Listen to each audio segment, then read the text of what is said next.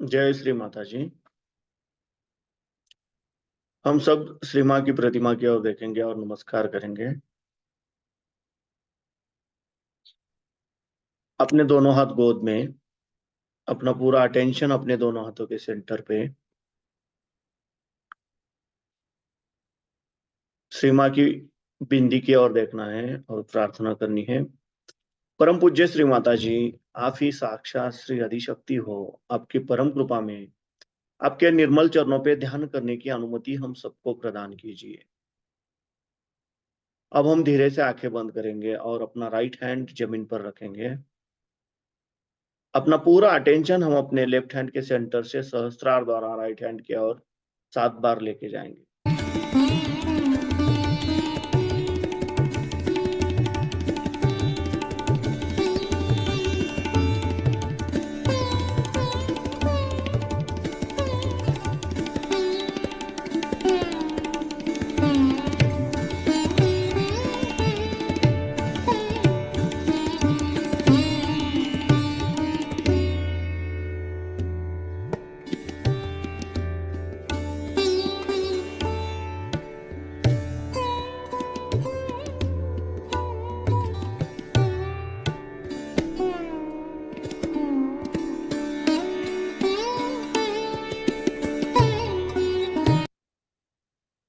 परम पूज्य श्री माता जी, आप ही साक्षात श्री महाकाली हो।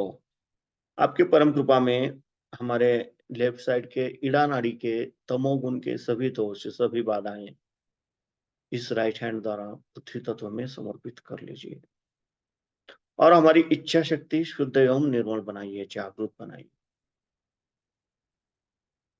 हमारे भूतकाल के सभी दोष, भूतकाल के सभी विचार कृपा करके पृथ्वी तत्व में समर्पित कर लीजिए। अब हम अपना राइट हैंड अपनी गोद में रखेंगे और लेफ्ट हैंड आकाश तत्व की ओर करेंगे और अपना पूरा अटेंशन हम अपने राइट हैंड के सेंटर से सहस्त्रार द्वारा लेफ्ट हैंड की ओर 7 बार लेके जाएंगे।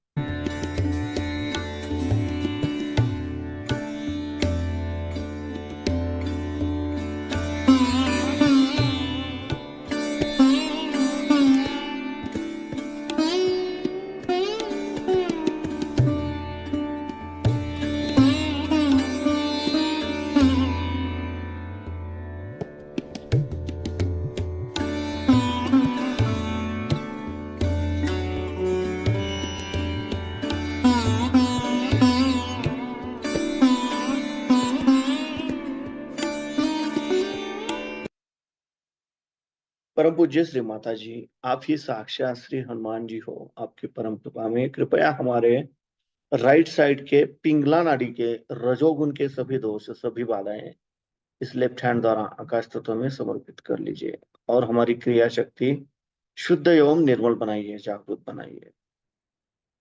भविष्य के सभी विचार, सभी दोष आकाश तत्व में समर्पित कर लीजिए। अब हम अपने दोनों हाथ अपनी गोद में रखेंगे। अपना पूरा अटेंशन हम अपने मध्य मूलाधार चक्र पर क्लॉकवाइज 7 बार रोटेट।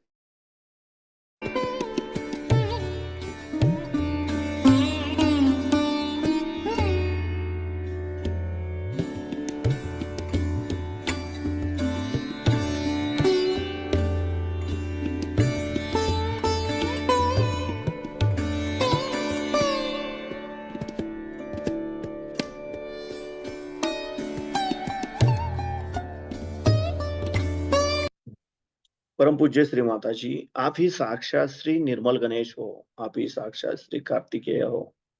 आपकी परम कृपा में कृपया हमारे मूलाधार चक्र के उत्थान के आड़े आने वाली सभी बाधाएं, हमारे अंदर श्री गणेश तत्व जागृत होने के आड़े आने वाली सभी बाधाएं उसी तत्व में समर्पित कर लीजिए और हमारे अंदर श्री गणेश तत्व जागृत कीजिए। हमें श्री गणेश जी के जैसा अवधित एवं पवित्र बनाइए, जागृत बनाइए।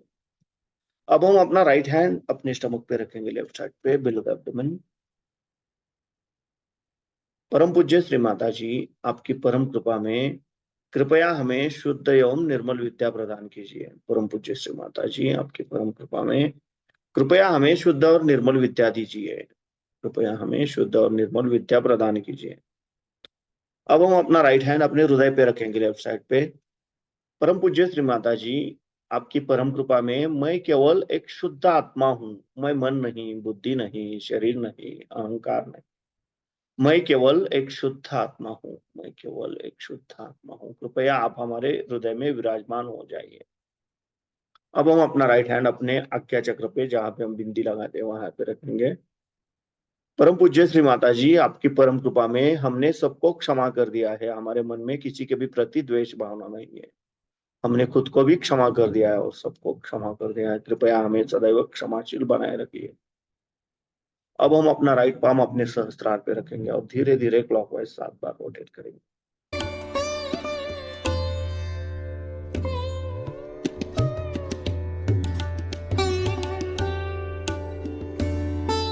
परम पूज्य श्री माता जी, आप ही साक्षात श्री सहस्रार स्वामिनी हो। आप ही साक्षात श्री आदिशक्ति हो।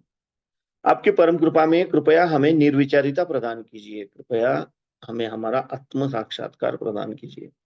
अब हम अपने दोनों हाथ अपनी गोद में रखेंगे। अपना पूरा अटेंशन अपने दोनों हाथों के सेंटर पर केंद्रित करेंगे और इस अवस्था में हमें श्री माता जी की अमृतवाणी सुननी है।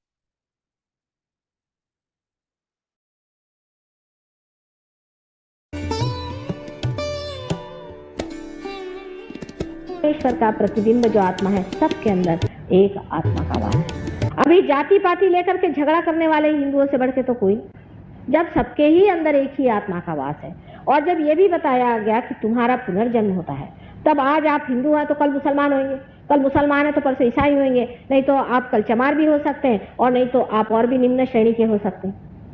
बड़े अपने को बड़े बड़े कहने वाले लोग, जो कि अपने को बहुत सोचते हैं कि हम बड़े भारी हिंदू हैं, उनका व्यवहार ऐसा है कि चमारों से भी बदतर, उनसे शूद्रों से भी शूद्र, अति शूद्रों जैसे वो लोग आप देखते हैं जो मंदिरों में बैठ करके वहां दक्षिणा वगैरह लेते हैं। उनके बारे में आप अगर देखें तो आपको विश्वास नहीं होगा कि इनका और परमेश्वर का कहीं संबंध भी है, कि ये परमेश्वर के दुश्मन यहां बैठे। मैं वृंदावन गई थी, वृंदावन में, और जब मैंने देखा तो मुझे बड़ा आश्चर्य हुआ कि जितने वहां पंडे बैठे हुए हैं सारे राक्षस हैं, राक्षस। और राक्षस ही नहीं है, सारे कंस के अनुचर हैं। वो कृष्ण के सामने बैठ करके कृष्ण की बदनामी कर रहे हैं। इतना नहीं, जो जितने भी आते हैं उनके अंदर भूत भर रहे हैं और सबका सर्वनाश कर रहे हैं। उन मंदिरों में से और उन सुंदर जगहों में से कृष्ण स्वयं उठ गए हैं। वो वहां रहना ही नहीं चाहते, ऐसी गंदी जगह। और आप आंखों से देखते हैं कि आपको रात दिन लूट रहे हैं, आपके साथ इतनी ज्यादती कर रहे हैं, आपको इतना झूठ बता रहे हैं, गांजा और क्या क्या ये चीजें होती वहां बेचते हैं, औरतों को बेचते हैं, जेवर चुराते हैं। कोई चीज उन्होंने छोड़ी नहीं, तो भी हम उनको महागुरु समझ करके सब उनके चरणों में चले जाते। आपने ये सब काम किए, लेकिन आपके बच्चे काम नहीं करने वाले। इसका दुष्परिणाम एक ही होने वाला है। वो दुष्परिणाम ये है कि आपके बच्चे कहेंगे कि ये परमात्मा परमात्मा कोई चीज नहीं, ये सब झूठ बात है, ये एक ढकोसला है। इसका परिणाम अनेक देशों में हुआ है। जैसे हमारे एक शिष्य हैं और वो अल्जीरिया के रहने वाले मुसलमान हैं। वो जब लंदन आए, लंदन में वो हमारे पास आए तो उन्होंने कहा कि माँ मेरा तो विश्वास ही नहीं भगवान। हमारे यहाँ जितने यंग लोग हैं जो पढ़े लिखे हैं, डॉक्टर्स हैं, आर्किटेक्ट्स हैं, वकील हैं, उनका कोई विश्वास परमात्मा पे नहीं। वो कहते हैं ये सब फेनेटिसिज्म है, सब झूठ है, ये पैसा कमाने के धंधे, और ये सारी संस्था ही बिल्कुल गलत है। उसके बाद जैसा कि सहयोग का एक बड़ा भारी वरदान रहता है, वो एकदम से पार हो गए। पार होने के बाद वो सहयोग में जम गए। उन्होंने 500 लड़कों को पार करा और उनका परमेश्वर पे विश्वास बिल्कुल दृढ़ करा दिया। क्योंकि जब आप एक एक्सट्रीम से, एक अति से दूसरे अति पे जाते हैं, तभी बीचों बीच ये गुरु तत्व आपको पकड़ लेता है। गुरु का मतलब वो होता है कि जो आपको घसीट ले, खींच ले, आकर्षण कर। लेकिन आजकल के गुरु जो आपको आकर्षित करते हैं वो अनेक नानाविध ऐसी ऐसी चीजों से करते हैं कि आप लोगों पे आश्चर्य होता है कि आप ऐसे गुरु लोगों को क्यों मानते हैं। ये तो कम से कम जानना चाहिए कि गुरु के अंदर कुछ न कुछ बेसिकली, जिसे कहना चाहिए मूलतः, उसमें कोई विशेषता होनी चाहिए। गुरु का मतलब है आपसे ऊंचे उठे हुए आदमी, आपसे एक ऊंची दशा में पहुंचे हुए आदमी। आपसे जो निम्न स्तर पे है वो आपके गुरु कैसे हो सकते? जो आदमी पैसा खाता है आपसे, आपके पैसे पे जीता है, जो एक पैरासाइट है, आप कभी किसी के यहाँ जा करके मुफ्त रहेंगे, मुफ्त खाना खाएंगे? जो आदमी जिंदगी भर यही करता आया, वो आदमी आपका गुरु कैसे हो सकता है? वो आपका आश्रित हो सकता है, नौकर हो सकता है। वो आपका गुरु कैसे हो सकता है जिसने जिंदगी भर कोई काम धंधा नहीं किया और सिवाय आपसे पैसा लेकर के उस पर जीता रहा? इस तरह के पैरासाइट आप सुबह से शाम तक पालते रहते हैं और उनके गुरु मान्यता मान करके और उनके लिए दुनिया भर की चीजें आप वहां भेजा करते हैं और उनको पूरी तरह से पूरी करते हैं। यहाँ तक इस चीज का पहुंच गया है मामला कि कुछ कुछ गुरु तो ये है कि अपने को सोने में, तो कभी हीरे में, तो कभी किसी चीज में तौल लेते हैं और वो सारा तौल अपने पास लेकर के कहते हैं कि जो कुछ तुम मुझे दोगे वो तुमको परमात्मा के पास मिले। इस तरह की झूठी बातें अपने समाज में इतनी सुशिक्षित होते हुए भी हम लोग मान लेते हैं। मुझे आश्चर्य आप पे नहीं होता, मुझे ज्यादा आश्चर्य होता है उन परदेशी लोगों पर जो कि अपने को बड़े विद्वान और बड़े डेवलप समझते हैं। इतना गधापंती करते मैंने इन्हें देखा हुआ कि मैं अगर आपको उन लोगों की बातें बताऊं तो आप आश्चर्य पड़ जाएंगे कि इतने हद तक तो आप लोग जाते ही नहीं गुरुओं के मामले में। गुरु अगर उनसे कहें तो उनकी विष्ठा भी ये खाने के लिए तैयार रहते हैं, इतनी इन लोगों पे हालत खराब है। तब विचार बनता है कि ये इतने पढ़े लिखे लोग इस तरह से क्यों करते? गुरु तत्व में क्या खराबी आ गई? किस तरह से ये इसको मान लेते हैं? और इसका सीधा सरल, बिल्कुल बहुत ही सरल उत्तर ये है कि ये लोग गुरु तो नहीं है, लेकिन ये हिप्नोटाइज करते हैं। इनमें हिप्नोसिस की पावर होती है जिससे आदमी को हिप्नोटाइज कर देते हैं। हिप्नोटाइज करने से आदमी की बुद्धि सारी नष्ट होकर के वो पूरी तरह से इसमें बहता चला जाता है। ऐसे अनेक गुरु इस कलयुग में पैदा हुए। उसमें से कुछ कुछ तो परले दर्जे के राक्षस हैं जिनको कहने एक बार देवी ने मारा हुआ फिर से वापस आ गए।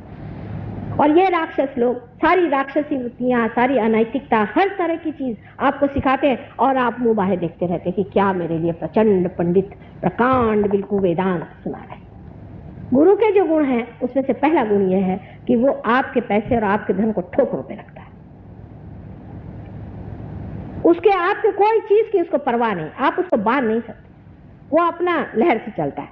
उसका मन हो तो आपसे बात करेगा, नहीं तो नहीं। आपके आगे पीछे दौड़ने वाला वो नहीं, क्योंकि मैं आपकी माँ हूं, मैं आपको समझाती हूँ और मैं आपसे समझाती हूँ कि बेटे अपने अंदर के गुरु को जानो, अपने रुख पहचानो। लेकिन जो जो मुझे मिले हैं बड़े पहुंचे, वो तो कहते हैं कि इन गधों को 50 गालियां सुनाते, माँ तुम क्यों रियलाइजेशन दे, इनको मरने दो थोड़े दिन, इनको ये होने दो। उनके तो वृत्ति ही इतनी अलग है। हाथ में वो लोग एक एक बड़ा बड़ा डंडा नहीं तो चिमटा लेके बैठते और या तो पत्थर लेके बैठते। कोई आदमी उनके पास आए तो उसको पत्थरों से मांगते हैं, भगो यहाँ से, यहाँ कुछ नहीं मिलने वाला। माँ की दृष्टि और होती है और गुरु की दृष्टि और होती है, और माँ को गुरु जब बनना पड़ता है तो बड़ी परेशानी की बात है। हृदय तो इतना भरा रहता है करुणा से और इतना साद्र हृदय रहता है, ये निर्वाज्य बिल्कुल जो प्यार बहा जा रहा है वो देने के लिए माँ इतनी तड़पती रहती है। और उधर गुरुता की वजह से आपके साथ थोड़ा सा डिसिप्लिन भी करना पड़ता है, आपको बताना भी पड़ता है कि बेटा ये गलत बात है। वो कहते भी तकलीफ होती है पर करना ही पड़ता है। ये गुरु तत्व आपके अंदर है, इसका आपने अनेक बार अपमान किया हुआ है, आपके अंदर बसा हुआ है। अब आपको आश्चर्य होगा कि साधारण मनुष्य में भी ये गुरु तत्व किस तरह से कार्यान्वित होता है। जैसे कि आप किसी के घर खाना खाने जाए, अगर आप अच्छे आदमी हैं तो, और अगर आदमी वो दुष्ट प्रकृति का हो या खराब प्रकृति का हो, आप वो खाना पचा नहीं सकते, आपके एकदम उलट जाएगा। आप घर आएंगे कहेंगे बाबा रे बाबा ऐसा पता नहीं क्या था, वहाँ हालत जी मचलने लग गया। कभी कभी तो यह होता है किसी आदमी को देखो और चक्कर आने लग जाता है कि पता नहीं ये आदमी है कौन। इसी प्रकार एक दिन हम कहीं खाना खाने गए थे, तो बहुत ही वो शरीफ आदमी लग रहे थे, उनकी बीवी थी, 3 बच्चे थे, बड़े शरीफ कर बन के घुमा करते थे। और जाते साथ मेरी हालत खराब हो गई, मैं साथ से कहा चलो अब घर मेरे बस का नहीं। कहा भैया ऐसा कैसे, अब तुम तो चीफ गेस्ट हो यहाँ पर। मैंने कहा चाहे जो भी हो मेरा हाल खराब हो, घर चलिए, आप मेरे बस का नहीं। यहाँ तो कुछ बड़ी आतंक की बात चल रही। जब मैं घर पे चली आई, उसके बाद 8 दिन में एक छोटी सी लड़की, हमारी लड़की साथ पढ़ती थी, वो आई। तो मैंने उनसे पूछा, उसका भी नाम वही था जो महाशय का था। तो मैंने कहा क्या तुम इन्हें जानती हो? कहले वो तो मेरे पिता है। मैंने कहा तुम्हारे पिता है, फिर तुम्हारी ऐसी दशा क्यों?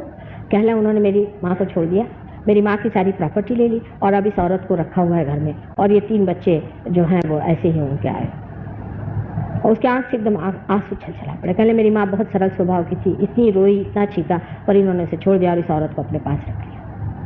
अब देखिए कि उस घर में जो दुख था, उस घर में जो तकलीफ उस औरत की थी, उससे सारा वातावरण बिल्कुल दूषित था। और मैं वहाँ उनकी सारा जो आमोद प्रमोद हो रहा था उसमें बिल्कुल हिस्सा नहीं ले पा रही थी। मेरा जी खुद इतना दुखी हो रहा था और आंखों से आंसू बार बार टपक पड़ रहे थे। मेरी समझ नहीं आ रहा था कि इस वातावरण में ऐसा कौन सा दुख है, ऐसी कौन सा दुखी जीव है जो कि मेरी आत्मा को अंदर से खींच रहा है। और ये बात आप समझ लीजिए कि आपके भी गुरु तत्व में है। आप किसी के घर जाते हैं तो आप देखते हैं कि आपको उनका अन्न पसंद नहीं आता। ये सब गुरु तत्व आपके अंदर है, लेकिन आप उसे जागरूक नहीं रखते। अब गुरु तत्व को मारने के तरीके क्या है वो मैं आपसे बताऊं। मनुष्य किस तरह से अपने गुरु तत्व को मारते रहता है। किसी को बुरा नहीं लगना चाहिए, क्योंकि मैंने कहा है मैं माँ हूँ, जो सही बात है मैं आपको बताऊंगी और मुझे बतानी पड़ेगी, उसमें बुरा मानने की कोई भी बात नहीं। सब लोग समझ से इस बात को समझ लें कि हम अपने गुरु तत्व को हर समय खराब करते रहते हैं, और किस तरह से हम अपने गुरु तत्व को खराब करते हैं वो देख लीजिए। एक तो गुरु तत्व में हमारे अंदर जो चेतना है, जिसे हम अवेयरनेस कहते हैं, इसको संभालने वाला हमारा लिवर है, जिसे यकृत कहते हैं। जब तक हमारा यकृत ठीक रहेगा हमारी अवेयरनेस चेतना ठीक रहती है, और जैसे ही हमारा यकृत खराब हो जाता है हमारी चेतना मचलने लग जाती है। आपने देखा होगा जिसे पित्त होता है, उस आदमी ने देखा होगा कि जब भी पित्त वाला आदमी जरा सा कुछ तला हुई चीज खा ले उसको फिर से वॉमिटिंग शुरू हो जाता है। पेट के अंदर आपकी अवेयरनेस को पोषित करने वाला ये यकृत है, और इसलिए यकृत का ठीक रखना बहुत जरूरी है। अब यकृत क्या करता है? यकृत जो भी कुछ, ये लिवर जो है, ये जो भी कुछ हम जहर खाते हैं, जो भी हमारे अंदर गलती से चला जाता है उसको अलग कर देता है, उसको एनालाइज कर लेता है, और जो कुछ भी जहर है उसको खून के द्वारा वो खून में लौटा देता है, जिसको कहना sorting out of the poisonous. वो सारा काम लिवर करते रहता है। अब इसका बिगड़ना बहुत देर से पता चलता है, धीरे धीरे ये काम होते रहता है। पर कोई ऐसी चीजें हैं जिनके कारण ये यकृत या ये जो लिवर है हमारे पेट के अंदर राइट साइड में, ये बहुत ही जल्दी खराब हो जाता है। सबसे बड़ी चीज जो यकृत के विरोध में है वो है शराब। जितने भी गुरु आज तक संसार में हो गए, चाहे वो अब्राहम हो, चाहे वो मोसेस हो, चाहे वो लाओत्से हो, और चाहे वो सोक्रेटिस हो, ये सारे गुरु तत्व हैं। सारे ही गुरु तत्वों ने अवतार संसार में लिए थे, वो सब लोग ये गुरु हैं। इसमें से कोई भी गुरु हो, सब ने कहा है कि शराब पीना मानव धर्म के विरोध में, क्योंकि अपने 10 धर्म पेट में है, उस 10 धर्मों पे आक्रमण होता है, जबकि हमारी चेतना पे आक्रमण होता है। अगर मनुष्य की चेतना ही कम हो जाए, जब वो चेतना के ही विरोध में बैठती है चीज, तो वो हमारे लिए गलत है। लेकिन अभी कुछ दिन पहले हमारे एक शिष्य थे, जिन्होंने सहयोग में ही इस पर बड़ा काम किया, और उनको अब इस पर डॉक्टरेट मिली हुई है लंदन में। मॉरिशस के रहने वाले, उनका नाम रजिस है। उन्होंने अब ये सिद्ध कर दिया कि किस तरह से शराब हमारे विरोध में पड़ती है, क्या वजह है। अब ये बहुत ही सूक्ष्म चीज है, इसे आप समझ लें कि हाइड्रोजन ऑक्सीजन से बना हुआ पानी का एक परमाणु है, हाइड्रोजन और ऑक्सीजन। उसमें से ऑक्सीजन एक है उस परमाणु में, और 2 हाइड्रोजन के अणु हैं। इस प्रकार 3 अणुओं से बना हुआ एक परमाणु है। अब जब न्यूट्रल स्टेट में रहता है तो ऑक्सीजन बीच में रहता है, दोनों साइड में हाइड्रोजन रहता है। जब रक्त का पानी जब हमारे लिवर के पास जाता है, तब लिवर से ये जो पानी है, ये जो कुछ भी उसके अंदर बसा हुआ जहर है, पॉइजन है, उसे खींच लेता है। अगर न्यूट्रल स्टेट में रहा तो बहुत ही आसान है। लेकिन जबकि समझ लीजिए ये लिवर है और लिवर में ऐसे न्यूट्रल स्टेट में वो आ जाए तो वो ले सकता है। लेकिन अगर समझ लीजिए इस तरह से हो जाए तो कुछ भी रिसीव नहीं कर पाता। जब आप शराब पीते हैं तो शराब के फर्मेंटेशन के प्रेशर की वजह से ऑक्सीजन नीचे आ जाता है और हाइड्रोजन ऐसा आ जाता है, और ये कुछ भी रिसेप्शन नहीं हो पाता, कुछ भी ले नहीं पाता, कुछ भी स्वीकार नहीं कर पाता। इसके कारण उसके अंदर का जो पॉइजन है वो वैसे ही बना रहता है।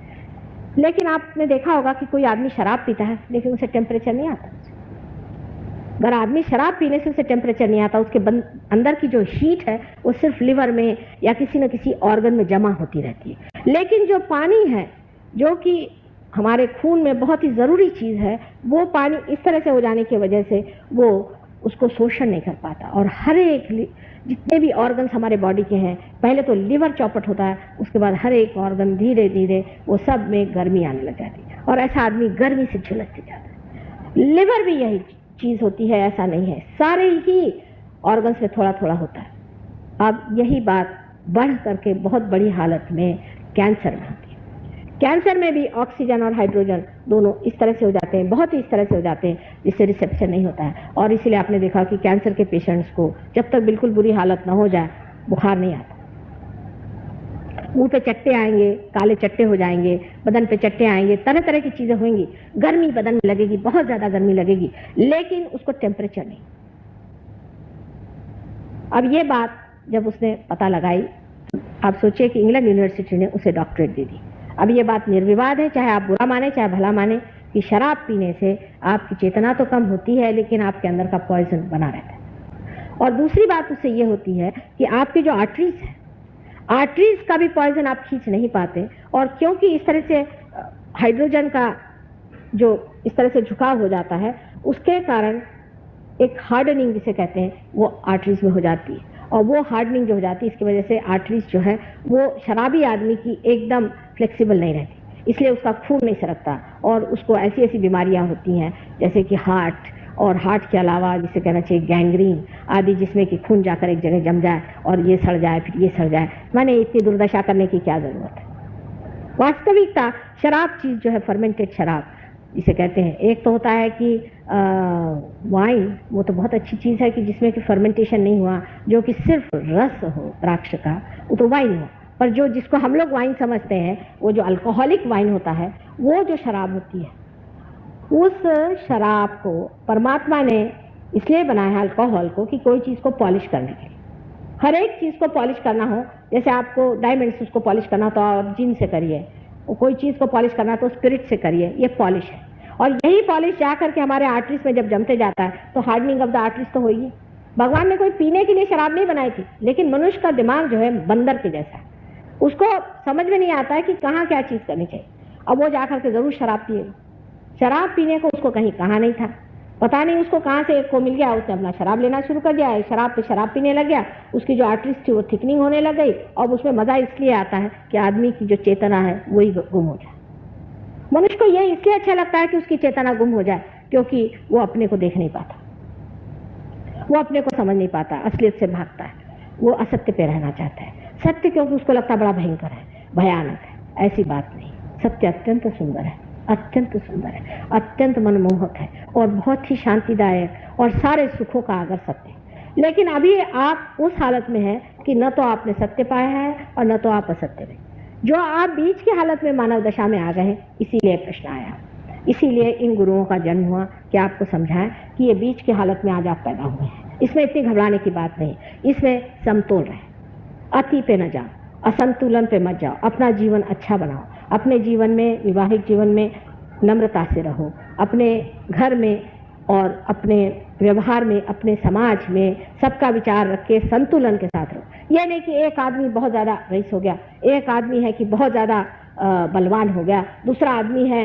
कि उसने बहुत ज़्यादा यश प्राप्ति कर ली। क्योंकि जो नेचर है जो निसर्ग है उसके अंदर कोई भी चीज बहुत ज्यादा नहीं होती। आप कभी नहीं सुनिएगा कि एक आदमी की ऊंचाई 60 फुट हो गई, कभी नहीं सुनिएगा कि एक पेड़ कहीं जाकर के 200 फीट का हो। आम का पेड़ उसकी साधारण जो हाइट होगी उतनी रहे। इसलिए मानव की भी जो कुछ हर एक चीज की फ्लाइट है, जो कुछ उसकी उड़ान है, वो भी एक हद तक होनी चाहिए। जो आदमी अपने को कंपटीशन में डाल करके इस तरह से पागल जैसे दौड़ता है, उसका वही हाल हो जाता है जो आज वेस्टर्न कंट्रीज का हो गया। एकदम पागल है, पागल।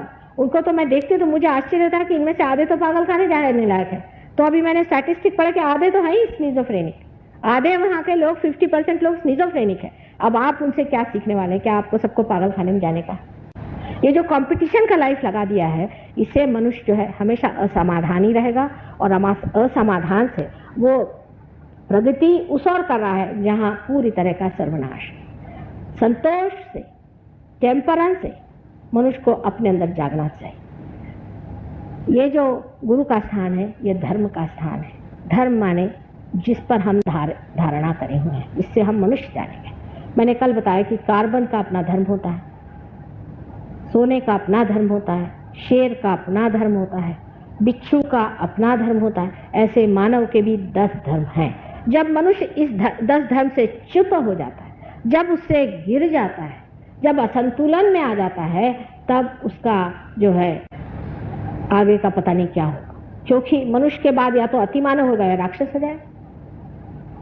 जानवर होने की तो कोई स्थिति देखी नहीं जाती। कोई कोई होते भी होंगे जानवर, लेकिन अधिकतर राक्षसी प्रवृत्ति में चाहिए। ये 10 धर्म संभालने चाहिए। अगर कोई कहे कि 10 धर्म में रहो, 10 कमांडमेंट्स हमारे बाइबल में लिखे हुए हैं, 10 कमांडमेंट्स, तो जब वो 10 कमांडमेंट्स की बात लिखी गई है कि ये नहीं करो, ये नहीं करो, तो साइकोलॉजिस्ट ने एक उसका इलाज निकाला कि ये सब कंडीशनिंग है। आप जबरदस्ती किसी को कोई चीज को मना करिए तो कंडीशनिंग हो जाएगा, उसका प्रोग्रेस ही नहीं हो सकता। लेकिन अगर आप संस्कार, अगर सुसंस्कार लोगों पर न डालें, लोगों को सुसंस्कारित न करें, तो आपकी राइट साइड चलने लग जाएगी। लेफ्ट साइड तो आप रोक लेंगे। लेफ्ट साइड का जो जिसको कहते हैं कि सुपर ईगो, तो आप संभाल लेंगे, उनके कंडीशनिंग बना लेंगे। लेकिन राइट साइड जो कि ईगो है, आप ईगो ओरिएंटेड हो जाएंगे। आप हिटलर भी हो जाएंगे तो भी आपको पता नहीं होगा कि आप हिटलर होंगे। आप समझिए वाह वाह वाह वाह, मैं क्या कार्य कर रहा हूँ, सारे लोग मुझे हार पहना रहे, मेरी आरती कर रहे हैं, वाह वाह वाह, मैं कितना बड़ा आदमी हो गया। और होंगे आप पक्के गधे, गधे भी नहीं, महाराक्षस होंगे। लेकिन आप अपने लिए यही कल्पना कर लेंगे कि वाह वाह वाह वाह, सब दूर जाइए तो मेरी वाह वाह हो रही, लोग मुझे क्या समझ रहे हैं। क्योंकि जो ईगो ओरिएंटेड आदमी होता है वो वास्तव में महागधा होता है। उसका वर्णन आपने वाल्मीकि, अगर आप रामायण पढ़ें, या हमारे तुलसीदास जी ने भी बहुत सुंदर किया हुआ कि नारद मुनि को एक बार अहंकार हो गया तो वो किस तरह से गधे हो गए थे। लेकिन आज ईगो ओरिएंटेड आदमी इस कदर वल्गना करता है, इतनी बड़ी बड़ी बातें करता है, और लोग उसको इस तरह से सुनते अभिभूत होकर वाह वाह वाह, ही सो सच सक्सेसफुल मैन।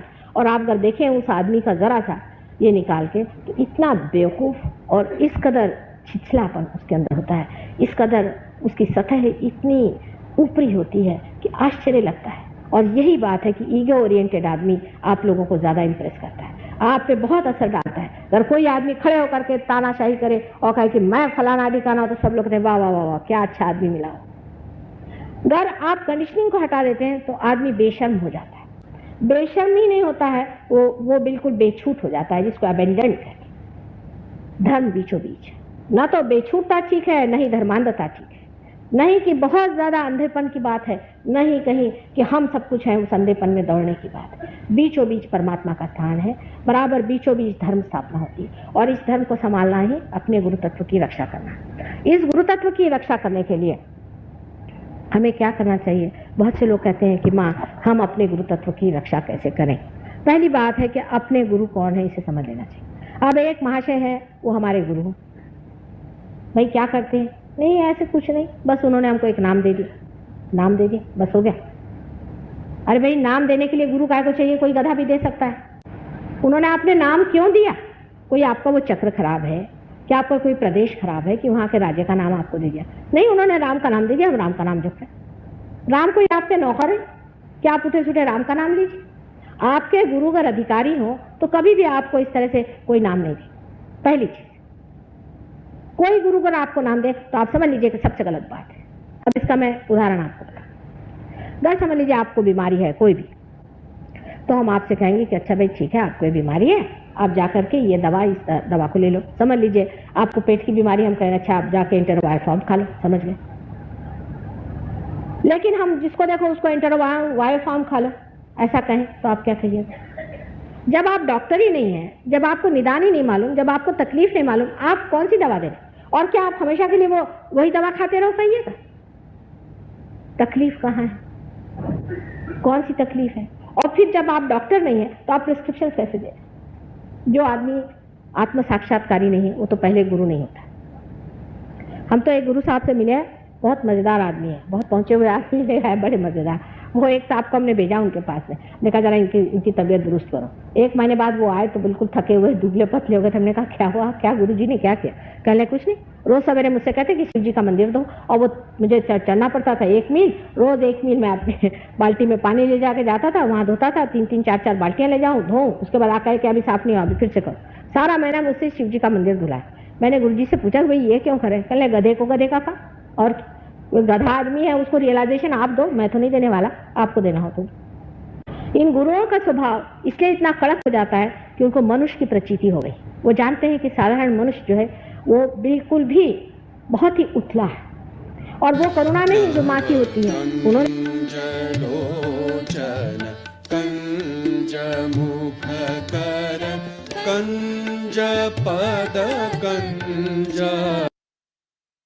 हम धीरे से आंखें खोलेंगे, श्री माँ की प्रतिमा की ओर देखेंगे और नमस्कार करेंगे। जय श्री